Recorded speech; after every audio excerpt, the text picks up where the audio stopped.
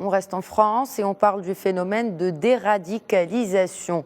Hier, une réunion s'est tenue au siège du ministère de l'Intérieur français et les principales composantes de l'islam en France y étaient conviées. Pour nous en parler, nous joignons notre correspondant permanent à Paris, Mustapha Tossa. Bonjour Mustapha. Bonjour Khadija. Alors cette question de déradicalisation tient tout particulièrement à cœur à l'exécutif français et cette réunion se tient donc dans un contexte où l'enquête sur les attentats de novembre dernier à Paris avance.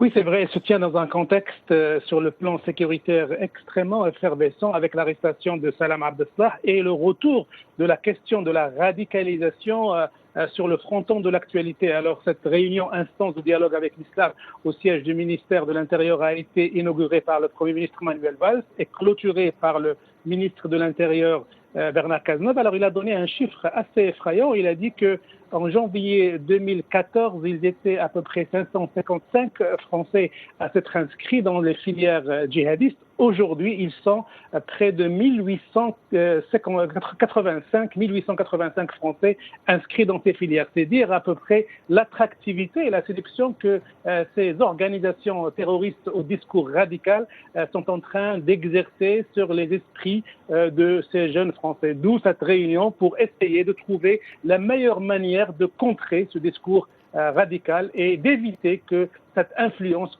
nocive continue à s'exercer sur les jeunes Français. Alors, Mustapha, la question qui se pose naturellement, alors peut-on s'attendre à des résultats tangibles, concrets, à l'issue de cette réunion ?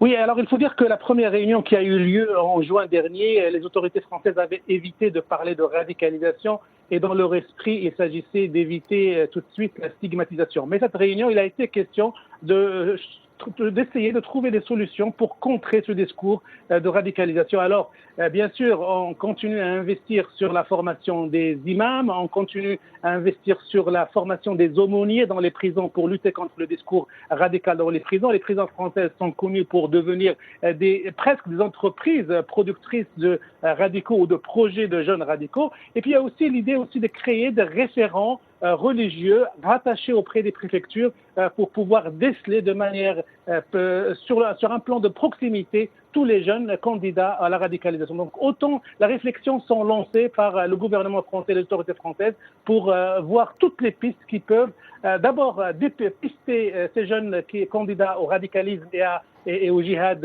en Irak et en Syrie et éventuellement retourner en France pour commettre des attentats et aussi proposer un autre discours, essayer de les convaincre que cette voie est sans issue, cette voie de violence est sans issue et que le vrai islam n'est pas dans la violence ni dans le terrorisme.